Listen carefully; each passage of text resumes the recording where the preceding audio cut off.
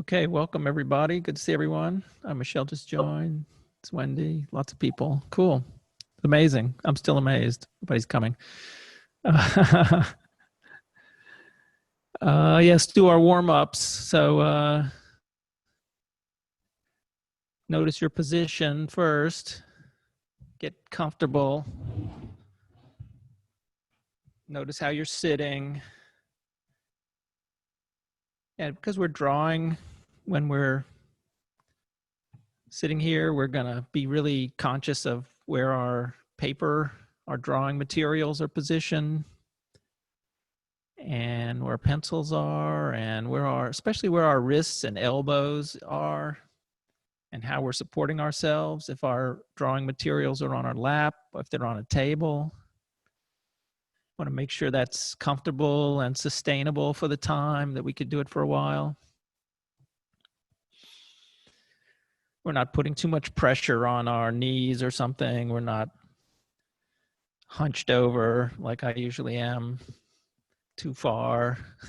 Your shoulders might get sore. Yeah, just get a good comfortable position. Maybe your back's supported. Notice where your feet are, that your legs are comfortable. Notice the weight of your body, where you're sitting. Notice the alignment of your spine, your back, your shoulders. Yeah, so they're comfortable. Your neck, how your head's positioned. Take a couple of breaths. See that it's just the time to cut away from any other thoughts that are going on around the world, whatever, news cycle, weather cycle. Just going to let that, put that in the background. You can trust me to keep time. I won't let you go more than an hour. So just let it go for now. Put your attention right down on the paper. Now pick up your pencil or your drawing tool if you haven't already. Yeah, notice how you're gripping it. Are you holding it like a pencil, like you're writing? Are you holding it in another way? Is it in your dominant hand? Maybe you try your other hand? Are you switching it up? How far back from the tip are you holding it?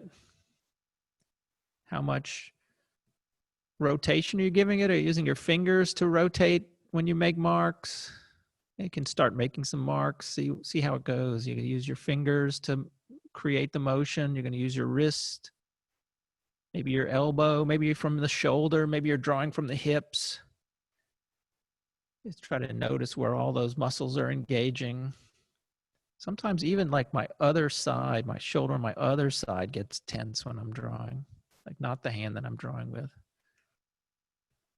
Or maybe I'm really intense on a mark and I hunch over, pull my back into it, my lower back. So just notice that. It's no right and wrong.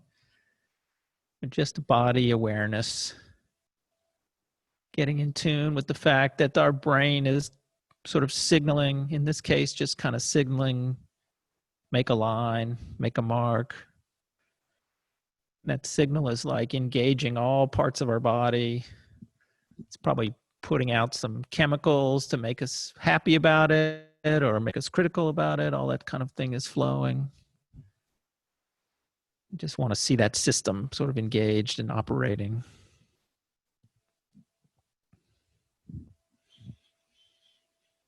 So our attention now moves down to the point of the pencil. I really just want to look right where the marks are coming out.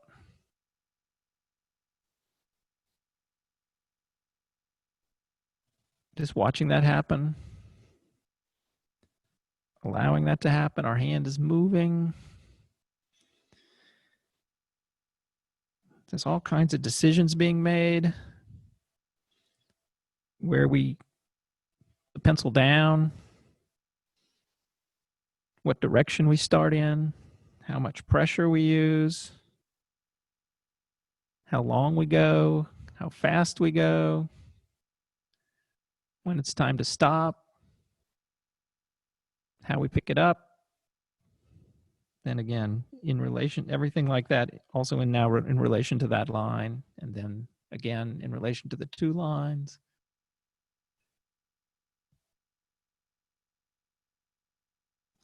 You can be very attentive to what's going on.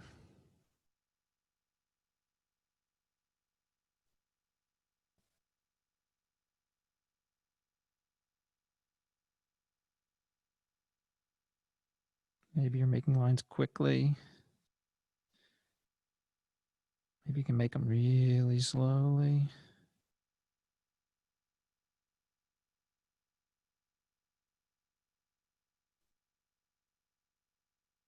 And at the same time, sometimes there's a little dialogue that'll come up. What am I doing this for? What am I drawing? Is this any good? Does it look like what I want? All that. Just let that filter. Let's try to let that flow through. If you get caught in that's okay. Just return back to the point of the pencil. Put your attention back on that pencil point.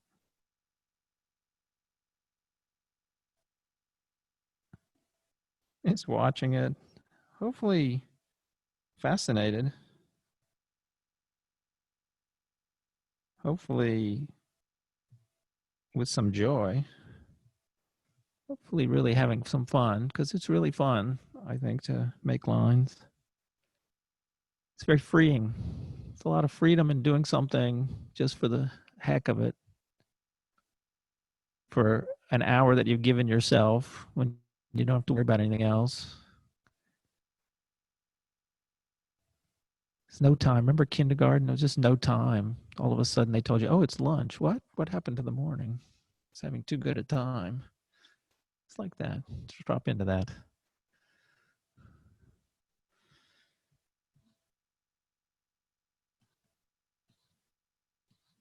Yeah, and as you see yourself making those lines and having fun making those lines, and you do see that there's some kind of decision making, but you're really not you really making the decision. You're just sort of letting it go. But as it's going, something is limiting it or letting it go. Yeah, instead of all the thoughts, try to use that bandwidth, that peripheral awareness that's doing all that. Just have it turn that a little bit to asking yourself, see if you can see that decision maker.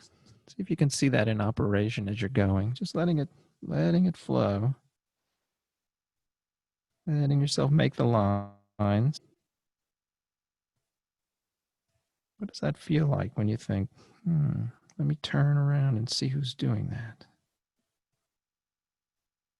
What's controlling that? And if it gets caught up, go back to the pencil. Get thrilled again. Get some enjoyment again. Get some momentum. Yeah, and turn again. What's the source of that creativity? I'm not making those decisions. What's the source of that? Something much bigger.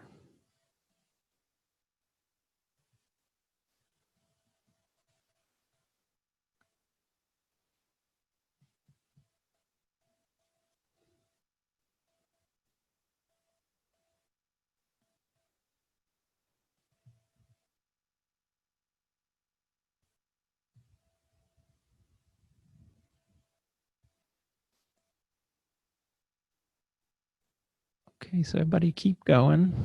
Keep drawing. I'm going to give a couple of little exercises, but you can, again, you're free to draw. You're free to abandon my instructions and draw. If you just spent the hour doing what you want, drawing, just in the present here, that's okay by me. Drawing's the important thing. Practice is the most important thing. I'll give you a couple of exercises you can consider. We're gonna talk about shape, and like all these topics, as I'm moving through them, Starts off looking simple, opens up into something more complex. Hopefully I'm going to get some contribution from everybody. Let's start with shapes. So the first exercise, if you want to start in a new place, you can keep going on the page you're on. Doesn't matter if you're picky or not. If you feel particular, recycle some paper, that's good. Okay, so the first exercise is just basic shapes. Just going to do basic shapes. So what is that? That square. You can draw a square. I don't even know if I have to show you these. Draw that square, basic shape. Another square. And what else do we have? Circle. Okay, very regular shapes. And triangle. Let's go with triangles, basic shape.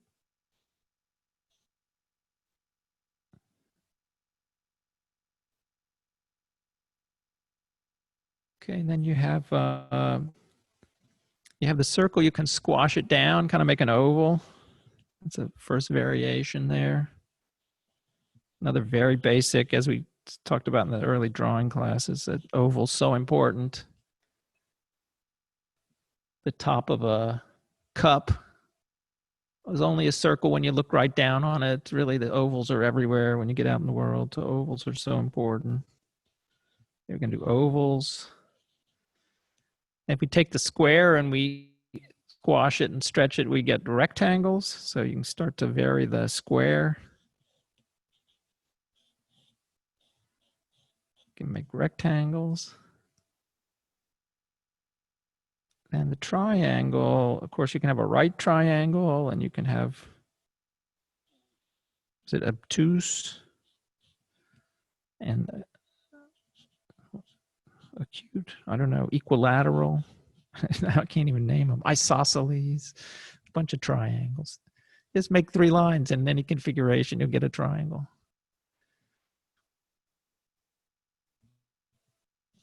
Lots of triangle variations, short, long ones, tall, skinny ones, like that. A lot of triangles. Okay, and if you take a triangle and you put them back to back, or if you take the square and you turn it on its side, you get this diamond shape, like it's a rhombohedron, rhombus. Yeah, so diamond shape is another one. You're starting to get all kinds of variations.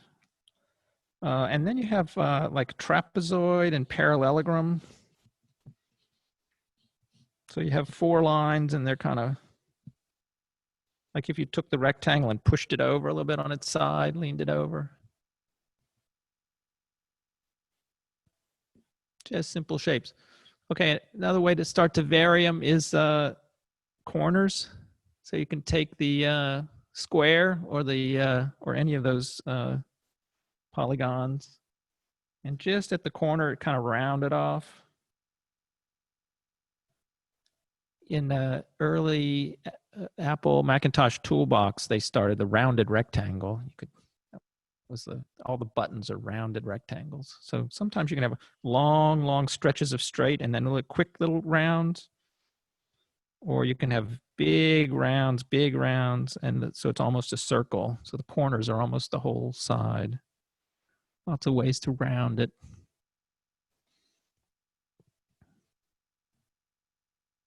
Same with the rhombus. Anywhere you have a kind of a sharp angle on the triangles, you can start to do rounding. All right, so you're building up more and more variation on the page, hopefully. And the nature of order exercise would be to look at those and try to pick out the ones that, seem to you be a better mirror of yourself, seem to have more wholeness. So look at the ones that, it's not really about preference, it's the ones that like feel more whole, which we've talked about and continue to talk about and will be the subject of lots of talk as we try to define it. And what I found out today was when I looked into good shape and the writing about good shape online and what Christopher Alexander said about good shape, he's going to talk about good shape in a lot of the same ways he talks about centers and levels of scale. And it's really interesting that the 15 properties aren't so much 15 separate things as they really are 15 perspectives on maybe the same thing, which he talks about as wholeness. And there are ways of approaching that, but they interlock. They're not really so separate. So when he talks about good shapes, he talks about a good shape is made up of smaller good shapes, which is another one of those maddeningly recursive definitions that he gives. The same with centers, if you remember. Centers are made of centers. And good shapes are made up of good shapes. So it gets hard to know what that is. But we'll do a couple more practices. So we're going to look at those shapes. And I don't know, the rounded ones, some of the rounded ones seem more whole to me. I like my ovals a lot. But of course, everybody, we'll get into that discussion a little more. Okay, so next exercise now is to pick one of those shapes, maybe the shape that seems to you to be the best mirror of yourself, that represents the most wholeness, and take that shape and let's practice just drawing that shape. So go on and draw that shape for yourself in a spot. And then I want you to repeat that shape that you just drew inside that shape. So draw a shape and then repeat that shape inside it.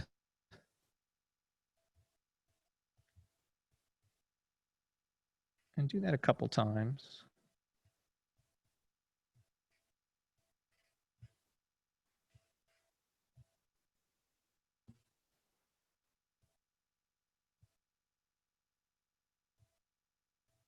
And there are a lot of things to notice there. One is the level of scale. First off, how small did you make the shape inside the shape? Was it much, much smaller? Did you make it sort of evenly spaced, the amount of space inside the shape and between the two shapes? Did you make it really close to the edge? You can start to vary that a little bit and see what's happening. So to make the shape inside the shape almost as big, but not quite as big. And then this shape inside the shape, much, much smaller. And then kind of even. So besides the scale of it, also its position in the other shape. So you draw the shape and then maybe the new shape is way close to one side or way close to one corner.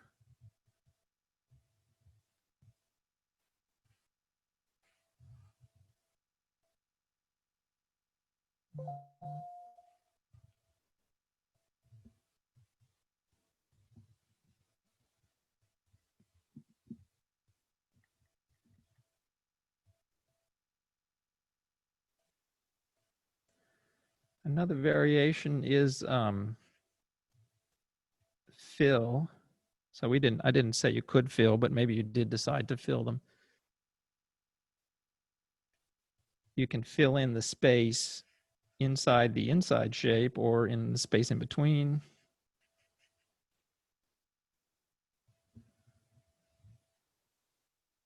So very simple things, we're seeing lots of variation.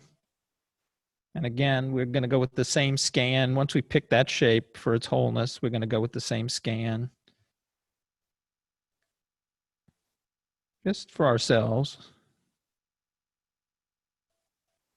Seeing one that maybe one has resonance. I'm going to outline mine just so I remember which one it is.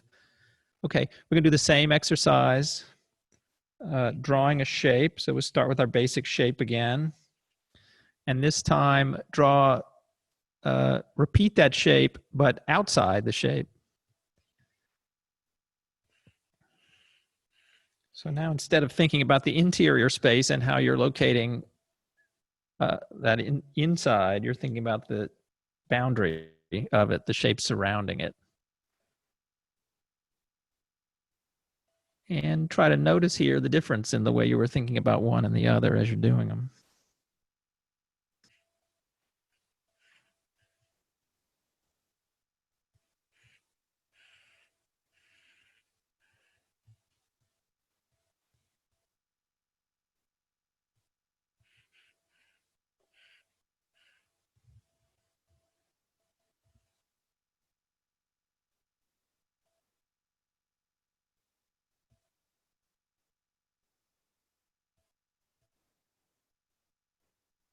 Yeah, vary the heaviness of the line, the thickness of the line around.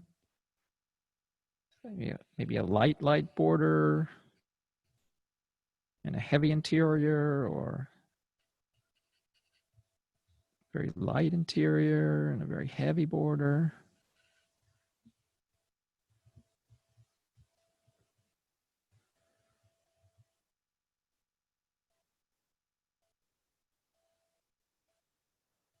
Yeah, building variation from simple rules.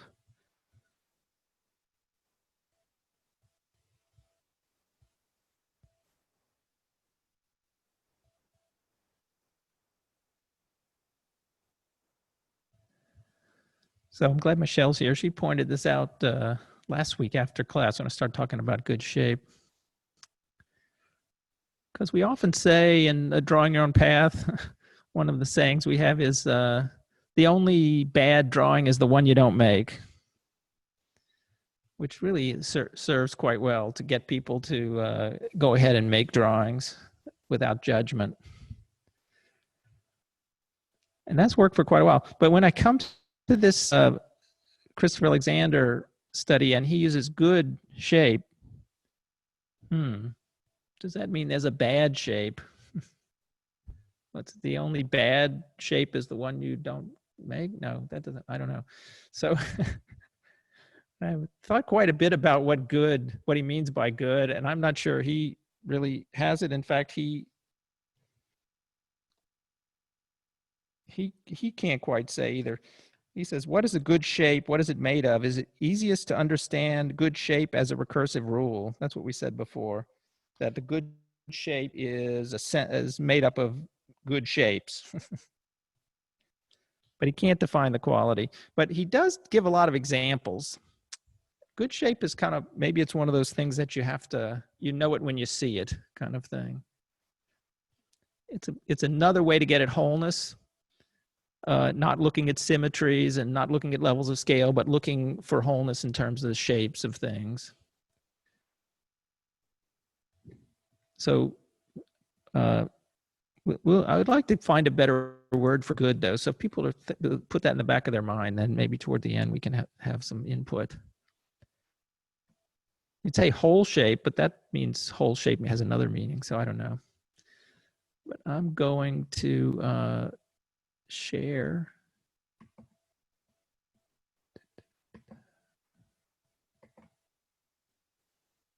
Okay. These are some pictures from his books. I took a lot of pictures out of his books. I was reading online. This is one section when a lot of people who comment on his work fall back on his examples. He's always got really good examples, and it's often hard to find, although toward the end you'll see I did manage to find some. It'd be really interesting to spend some time looking for wholeness in terms of shape on your own. And here is a couple of examples that relate to the exercise that we're doing of these sort of circles, ovals, and their relative positions. I think both really good examples of wholeness. This one with the blue, green, and orange circular forms, just an amazing design to look at, and the way that the three are, the way the in the circles and the way they're related in the set of three, just so natural. Naturally creates an amazing center where there's really nothing, but creates a center amongst them. And each one creates a center in its shape. So each circle is a center, each pair is a center, each larger triple is a center, the three together are centers. The space here that the three create are centers is really loaded. The same on the left there with the kind of contrast variation as well. I think the one on the right is a tile, ceramic tile. The one on the left is I think it's silk, dyed silk. The way that one just touches, like it just becomes one right at that point. It's all, in this case, in the couple of cases, it almost looks open. Like there's that point where just, and maybe enough variation, one's open, one's slightly closed. It becomes really interesting, the slight variations in them. But really, he's taken this oval and pushed it just to the side. And the scale difference, I find, is also really pleasing. That's a great resonance there. And also the space inside, the distance between the circle and the edge is bigger than the distances between the dark ellipses, which gives them more substance than the space around them, but create centers around them as well. So really interesting. But in this section, he does more comparison to, oh, there's another one here. All right. He points out on the carpets that lots and lots of the good shapes are made up of smaller shapes, and he tries to give an example. So here, this kind of flower says, oh, it's a flower, but it's actually made up of this circle and a circle in it and a circle here.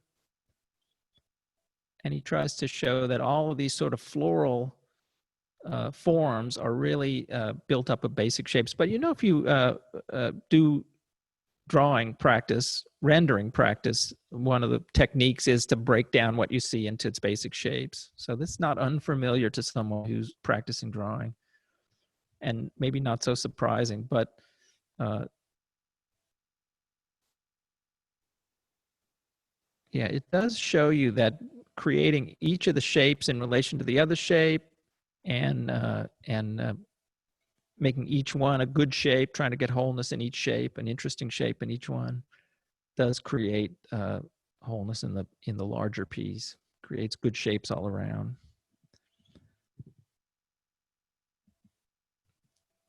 This is another one.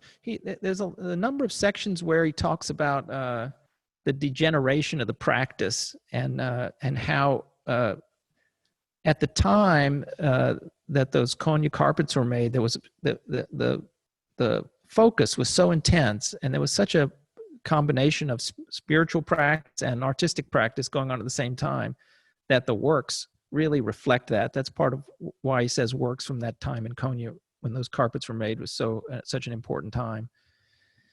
And so he shows in the book this one on the left, which is this design, which is an incredible shape. Look at the edge of the shape. So it's creating interest in centers around the whole edge. There's all kinds of curls. There's little details and florals. There's amazing sets of shapes in there. And again, the relationships amongst them and the spaces between them, all really interesting. And I found that in this book, and it's an interesting example. And then I went online, which I do to try to find the same thing, but maybe a better example, because usually the book reproductions aren't that great.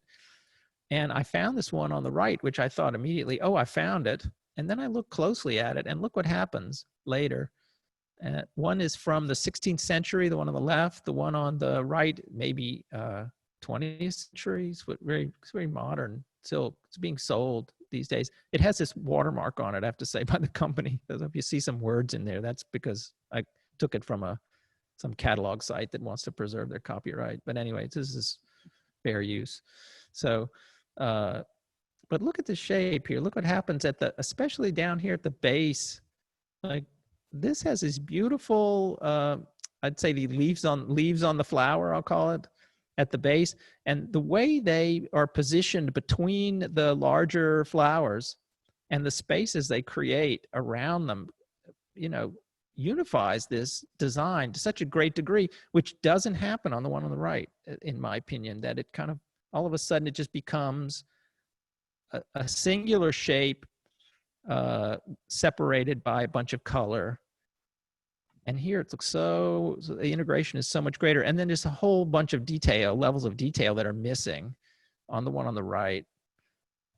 So that's a good example of the degeneration. And when the work is made, when it's copied without all that feeling for all those properties, without the feeling for the wholeness, he would say, and without being done with that intention of representing that wholeness or achieving that wholeness. And we all know that if we're making a drawing and we're really trying to make it work, what we're working for, what we're shooting for, that feeling, making it works less on the right. Okay. All right. So he gives this example, which is, I think, useful to help understand good shape. And he gives this teapot stand and then tries to diagram the centers that he sees there. And what really grabs me in this is this this area where there's this cutout on the leg. So it isn't just a straight leg stool, and it isn't just a box completely flat, but there's intentionally a shape, a good shape cut out of it. And it's just a great relationship. It doesn't go up smoothly. There's a little bump in it. And the relationship size of that shape to the size of the side, it's beautifully thought out. Where it starts about a quarter of the way and a quarter of the way. Here it goes up about half. The ratios are all really good. The kind of shape that it leaves in the negative space, also really amazing. Like the void shape of the black, but also the shape of the white that's left over each half, and also how the two legs join in a very simple way. But because of this shape, it creates another shape that has this line that's joined together at the same time. And then it's joined on the top very flat. So I will take that as an example of good shape. The small centers, the little point there, the little point at the top, all those things I was pointing out, all those little centers, which make good shape, make the whole thing this kind of beautiful center and beautiful shape. All right, this is one, sorry? Sorry, do you have a comment about the upper right? That seems like he inverted the shape of the top of the stand. This is the one on the upper right. Up here. What is that? Yeah, what does that relate to? Yeah, I think he's drawing that kind of diamond shape that you get, but you're right, it might be flipped over. I'm not sure he exactly drew it from the photograph. He might have, but that, I think, don't you think, Roger, that shape is the way that the top looks? Yeah, I was almost wondering whether he was looking at it from underneath. You know, just a very different perspective than what we're seeing. Yeah, it's possible. Yeah, it doesn't give any, it just gives the sketch. So I think we have to figure it out. But you know what I was saying about the oval and the circle, right? So he's showing you that viewed, when you see what it's really like, yeah, it's really a good shape. That's a good shape for the top. And I guess it has to do with the proportions of the sides. But yeah, you're right. It is kind of flipped. It is. Yeah, it's not turned properly, right? Yeah, the sketch and the photograph don't align. Right, they don't. Yeah, it's true. Yeah, but you can imagine it. Sure. Yeah. Okay. All right. So then he's also critical in the book. Sometimes it's interesting to look at because I have a feeling like I want to like the things he doesn't like, or I do sometimes like or I like them for different reasons, and I have to really kind of puzzle it out. So he says here, and he's not shy, terrible shape in a futuristic chair. So that's kind of cool looking chair. I don't know what his problem is, but he does sort of show these shapes. He doesn't really fit his criteria for the shapes that they're. And we'll go through some of the criteria for good shape, but you know, they're not bilaterally symmetric. They don't relate to each other necessarily. It does echo a shape, and there's something to be said. And of course, things don't get ruled yes or no. It's the degree to which we can find the 15 properties in them and the degree to which they're expressed. And I think in that way, there's not a lot of small scale detail in this. That's probably one of his complaints. And I think that he doesn't like, I know you can look at this the same as me. I was trying to puzzle it out, but I think he just doesn't like, I don't know what. He says it's amorphous figures in the futuristic chair. He doesn't like but you kind of have to look and see.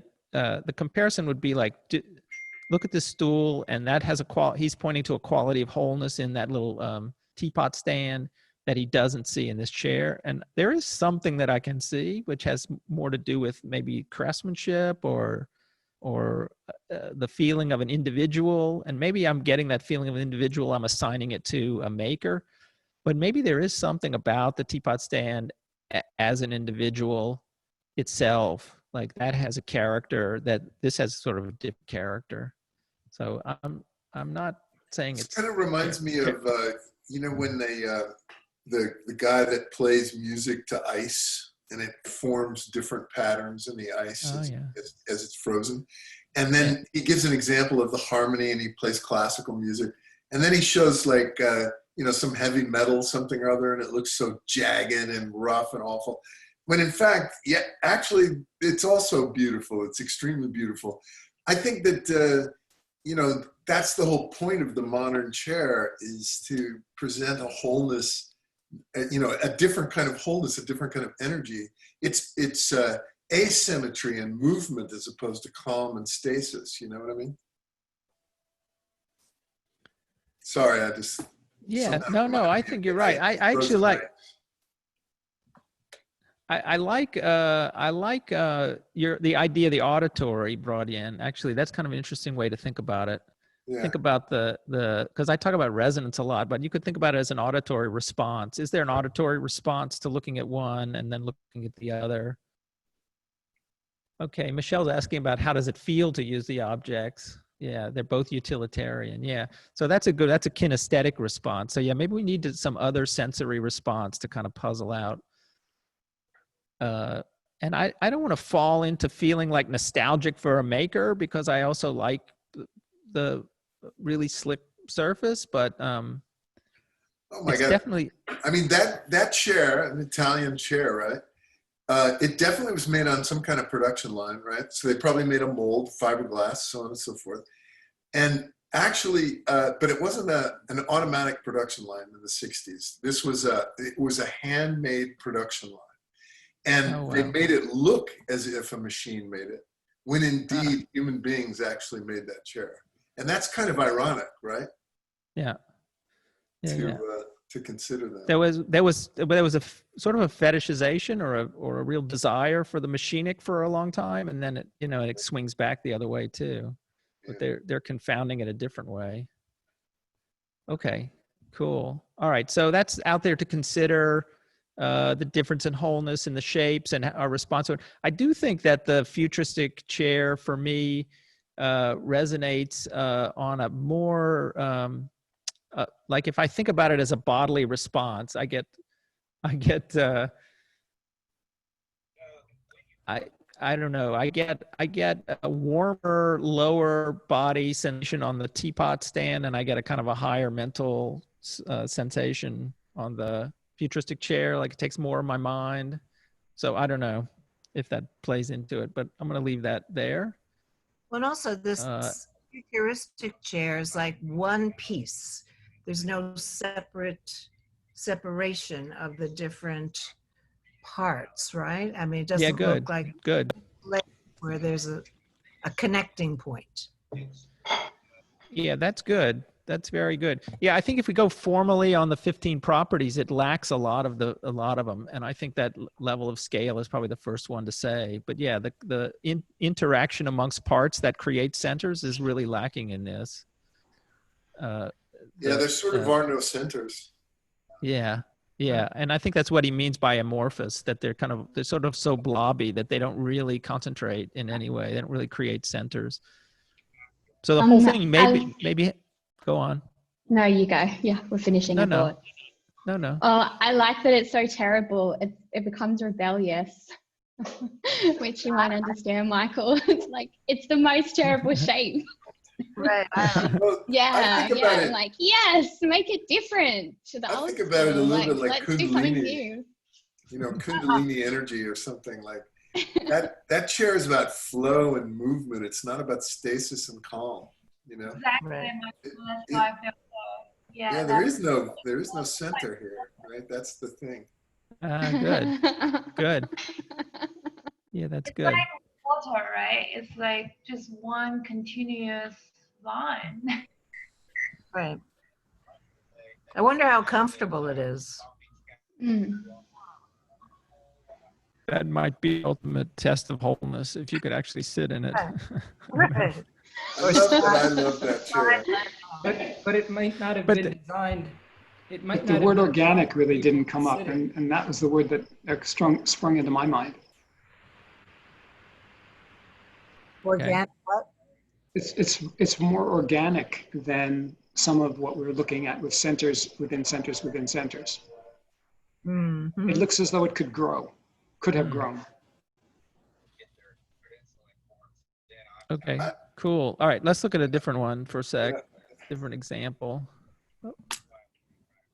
Okay, so here he compares this tea house, Japanese. I think it may be a tea house, or maybe it's a temple. Sorry if I'll look at it real quick. It's a shrine. Japanese shrine is how he lists it, with multiple centers and boundaries and all the properties, the symmetries. And then this is the headquarters of the in Copenhagen of the police. And it's really hard to find a better shot of it. Most of the other shots just look like a fortress, and this has like very regular grid structure without any variation of scale, or very little variation of scale. And what he talks about mostly are these centers don't really relate to each other, the circular and these little pocket courtyard areas. There's not as vibrant a relationship amongst those. In fact, there's maybe not quite even a great reason for these, just an idea, as opposed to any other reason that it might have.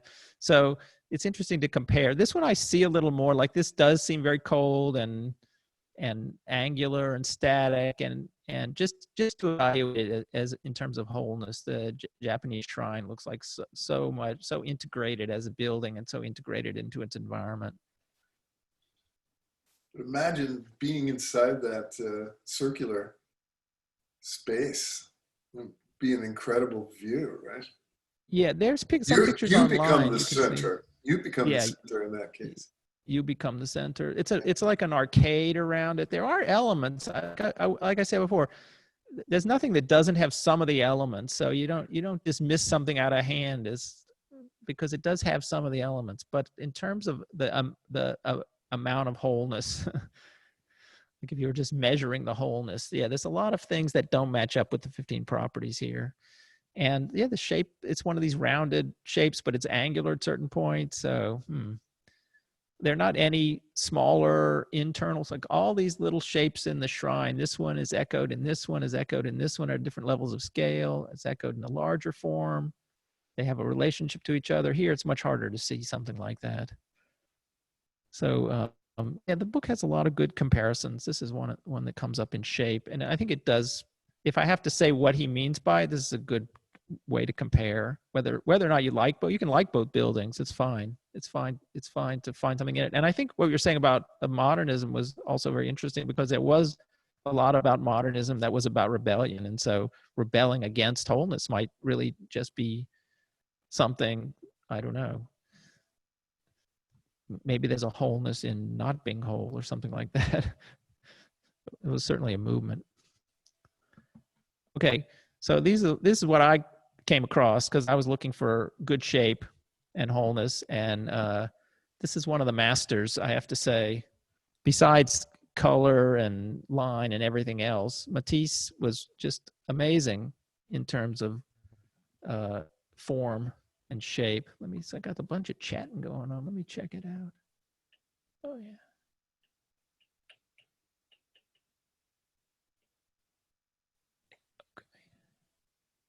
Okay.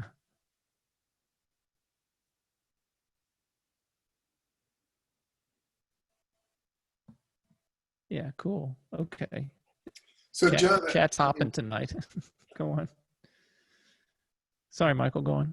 I was just going to ask about, like back to Christopher's thing, don't you think, would he find, I guess there's plenty of centers in here, but there's a lot of asymmetry, and there's a lot of stuff in here that's jarring. Yeah. Like that star is, doesn't resolve itself into a center, or you know what I mean? The big yellow star. I mean. Yeah, I think it's the center. I do think the stars. It's not symmetrical. Right. But I mean, if you drew symmetrical. lines, sort of that bisected each angle of the points of the stars, they wouldn't all align to the same center, right? They would be multiple center, or yes. they would be conflicting in a way and discordant. Yeah. And I just wonder what Christopher would think about that. Well, I think he would see that. This is just my guess, but there is that element of roughness. It's still a property. So I really think that it comes down. It's the shape and the symmetries are all just a way of, like I say, of pointing to the same thing, of pointing to the wholeness. So you give on some and you get back on others. And you know how it is. Sometimes you violate the rules a little bit and you get back to wholeness, right? You break the rule to make a new rule. So yeah, I don't know. These struck me as really incredible shapes. I don't know if it has as much wholeness. You might be true, but I do think the shapes are incredible. Matisse was really focused on shape making, especially late in life. And this shape, even though it's not a symmetrical shape, I think is incredible to enter. And I think all those little places where these end, all the little points at the end of them, all the distances and the little fingers, this little shape that comes up, I think they all create centers around that. And I think it's a really interesting sort of off-balance shape, but I think also good shape. I took a few Matisse shots because I just love Matisse. If you didn't know, here he is. This is late in life. He's making these cutouts. He's working. Look, he's in bed. He's bedridden, and he's got. Everybody must have seen this picture. And he's got this crayon on a stick, and he's making drawings on the wall, and all these shapes here. He's constantly contemplating the relationship of these shapes. And then look at this one. Wow. He's all really thinking about the relationships of the shapes of the others. And here's some, like all these dots are centers.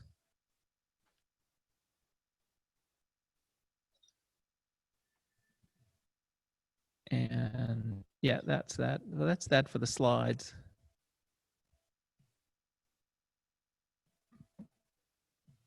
Come back and see everybody real quick.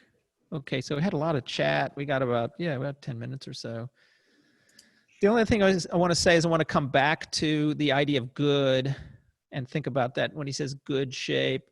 And what it really got me thinking about was what I talked about really early in the class, which is that how the answers in the question that when you ask how to make a good drawing, that's what I talked about before, how to make a good drawing.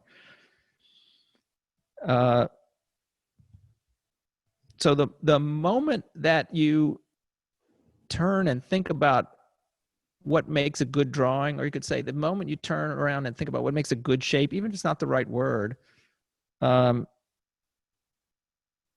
moment that thought appears that you want to find what's good, that's it. That's the path. That's where to focus the mind. Really not on the thought about what makes a good drawing, but what that points to. When you say what makes a good drawing, what is it pointing to? What is it deep down when you're saying good that you're really talking about? That's the flash of insight that you want to shoot for. That's somewhere in there. And when he talks about a good shape, it's not like good and bad shape. I think he's talking about the shape that satisfies wholeness. That's maybe too long to say shape that satisfies wholeness as a property, but it's really something like that. Like when you turn, decide you are going to seek that. When you make a line and then you immediately look at that line, there's a moment when that opens up, that sense of wholeness opens up, that we could say good is the drawing good. What you're really saying is, am I reaching that thing which maybe I don't even grasp it, but I know it's out there and I'm pointing to it when I say good.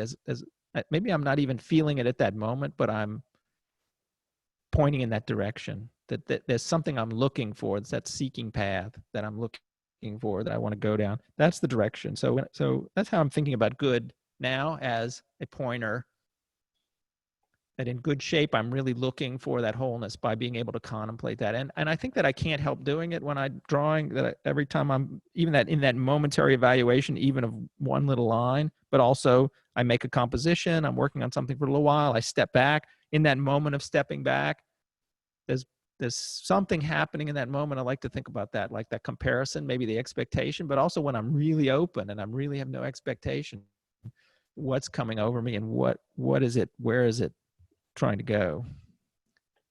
So thoughts on good or shapes or any of that? I'm happy to hear. There was some mentions of panopticon. I like, anyone wants to comment on that too. That would be fun. Well, I like what you said, what it's pointing to.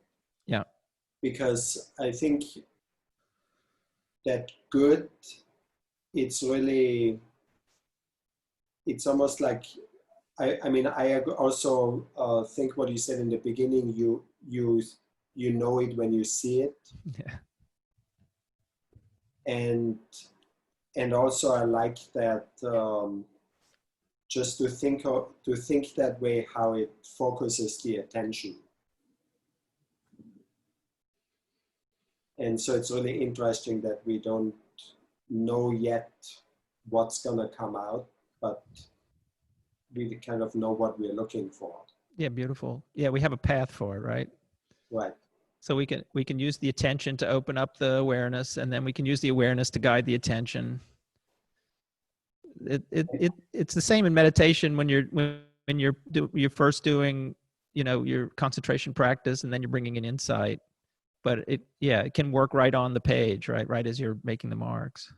Yeah, and there's also a curiosity that sort of points towards something, and it has a certain surprise and freshness when it appears. Yeah, I think freshness is a good word for it. That it keeps me going. That's the discovery, that is sort of the tantalizing prospect of what's going to appear and the insights I'm gonna gain from it, or what it's going to trigger in my memory, or whatever it's going to do is so rich, right? It just keeps me coming back and doing it. Right. And also, like in the beginning when you said about feeling joy what we're doing, because I think there's a joy in shape making, and if we stay connected to that, we have a better chance of finding good shapes. Yeah, I agree. Okay. Thank you. That was cool.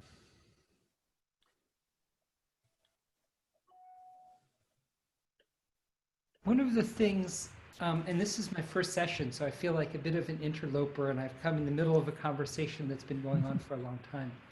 But one of the things that I've been thinking about through this meditation, discussion, drawing process is the tension I'm feeling between a sense of some kind of universal good form and the historical or cultural moments in which forms come into being. And also the tension between the formal and the conceptual.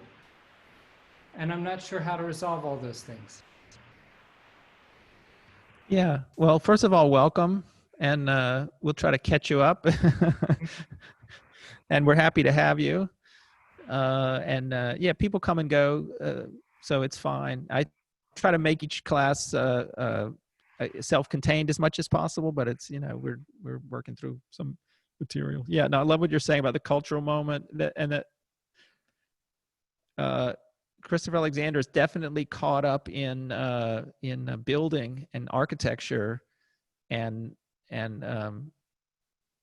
what's going on. He's not an isolated practitioner, and so it's definitely important. Also, really interesting what comes into fashion and goes out of fashion based on certain cultural ideas, and how deep those cultural ideas go. And I'm not sure I can sort that out. I'm sure I can't sort that out either. But it's interesting to point out. Yeah, it certainly tells a lot. It tells a lot from this, in the same way that your own drawing will tell a lot about who you are, right? What's popular and what gets built, like that police station or a cathedral or a shrine, says so much about the collective consciousness of what's going on. Yeah. And there was this guy who started the sculpture park in Dallas. Ray Nasser, I think his name was. Yeah, I heard him speak in New York at one point, and he had a vision and ran a bank, but he really had a great vision of art. And he was saying things like, we have to redesign all of the street lights, the curbs, the public building facades, but all little fire hydrants. So we can reflect so much about our values, about design and creativity and what we value in society and how harmonious we want to live and how we feel like public life should be in all these little ways. And it's such a great vision. And his contribution was to collect sculpture and to exhibit it publicly and to create a space for it. So, but he had that. But in his offices, he supported a lot of art, and he kept a lot of art in his offices. And he felt like just putting that art in his office, but because he couldn't really affect the desk design and the wall design and the partitions and things like that. They all say something about the office. But he had such a great idea about a great vision for really transforming the entirety of where you live by the values of value and creativity, value and resonance and design. And think of how much we could say about wholeness by what we design.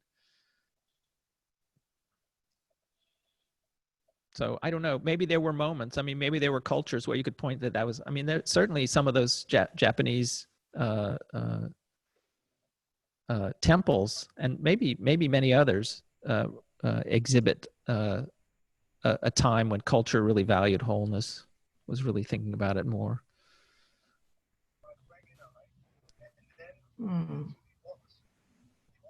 How about the word positive? Yeah, he uses positive in positive space, which we haven't covered, but positive is not bad. Good, positive space. Yeah. Yeah. Oh, he does. So, positive space he talks about, which is a slightly different meaning than would be positive shape. Might not be quite right, but I know what you're saying. Positive is in sort of optimistic or upbeat or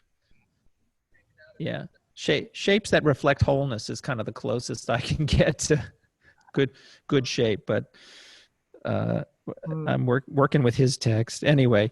Okay, so we're kind of on the hour, which I like to stick with it, but